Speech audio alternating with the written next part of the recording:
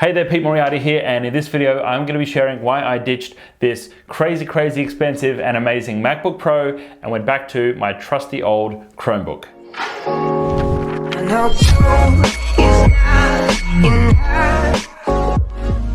Now, for anyone who's followed me for any amount of time, you would know that I am the world's biggest Apple fanboy. I've bought just about every device that Apple have produced in the last 10 years. I've lined up for iPhones. I had the iPad shipped to me the day it was released. I got the pre-release version, and I'm in it. I'm there with everything Apple. But in the last number of years, as we've moved more and more into the Google world, well, I've really given Chrome devices a go. I started using a year and a half ago a Chromebook as my primary device, and I was pleasantly surprised. I thought, wow, I didn't think I'd be able to get as much work done as I can on a lower powered and lower cost device, and I'd been absolutely surprised. Now, the new MacBook Pros came out a little while ago, and they've got the fancy new trackpad, which is great for my big hands, and they've got the fancy little bar across the top, which lights up and it's all colorful. I don't really feel for the keys that much. They're a bit shallow for me,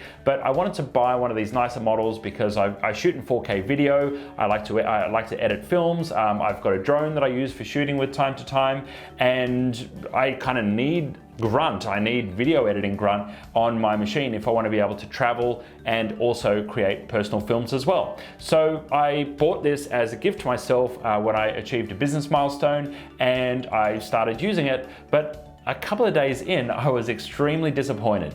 And what I found was, when I was using this device, even with super light use, and I'm not talking about video editing, I'm not talking about streaming, I'm not talking about anything hardcore, I'm talking about one Chrome browser open and a few tabs, let's say 6, 7, 8 tabs at an absolute maximum, I found I could only ever get 4.5 to maybe 5 hours worth of battery out of this machine.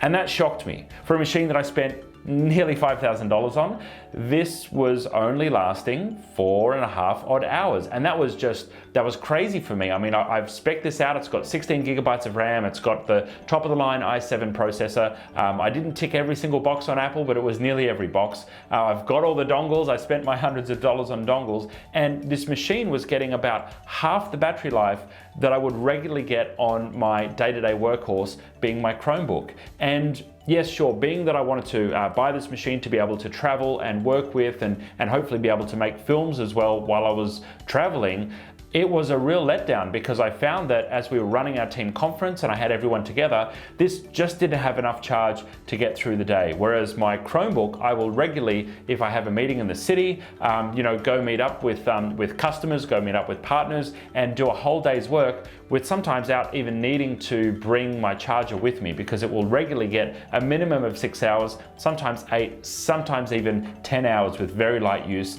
out of my Chromebook. And to me, that just seemed crazy. Here's a machine that's nearly $5,000. Here's a machine that's less than $1,000, and there was just that massive gap between the two. And I decided, I can't put up with this. I have to return it. As great as this machine is, as lovely as the trackpad is, as great as Apple's design is and everything else, for me to make a commercial decision to stick with that machine would just be wrong. So here's some of the reasons why I've really been enjoying the Chromebook and why now this has gone back to being my primary workhorse and my primary machine. Obviously, the best thing about Chromebooks is they are low cost and they're a little bit lower powered, which means that the battery lasts a ridiculous amount of time. Now, granted, they don't have a full operating system like Mac OS or Windows, so you can't install every app like Photoshop that you may be used to with a full-blown computer. But what you can do is make great use of the built-in Chrome browser, and so you can access anything on the web. You can also access all of your Google documents and files offline as well, because Google Documents work offline as long as you're working in Chrome. But lastly, with Chrome apps and Chrome extensions, you can get a lot done on your machine without having to have access to a full-blown Mac or PC operating system. Now, if you want to record and edit your 4K drone footage, no, this machine is not going to be able to do that. But if you need to get work done while you're traveling, hold video conferences, write emails, connect to your documents, work with your team, connect to Slack, connect to Xero, and do 99% of your day-to-day business work, well, this is our strong recommendation as the best business machine for business owners. The great thing about it, it's less than $1,000. This one also comes with a touch screen. It actually converts right over. It goes into tablet mode. It's got a touch screen there as well.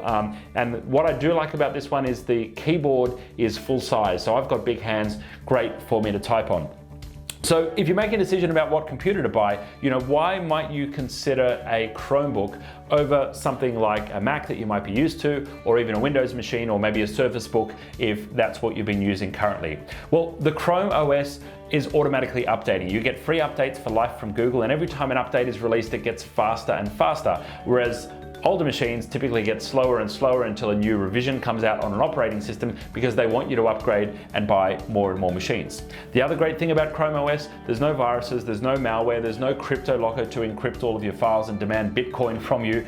They just work, and there's no need for any extra apps like antivirus because the operating system is protected by Google with a secure hardware boot chip. And what that means is every time the computer boots, it verifies that it's running an authorized code from Google, and if it's not running that code, then it doesn't even boot. So it's all automatically protected and secure.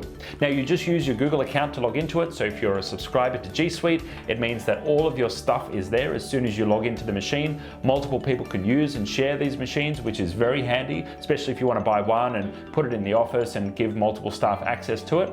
But the thing I really love about this is they're also super easy to manage and maintain right from your G Suite administration console. So if you want to push down some links so that all of your staff have the same bookmarks on their Chrome profile, if you want to change the desktop background picture, if you want to even lock it down so that people outside of your business can't access the device, or if this device is lost or stolen, then you can remotely wipe it. Well, you can do all of that from the G Suite console. And using Chrome Enterprise, you pay a small licensing fee per year for each Chrome device.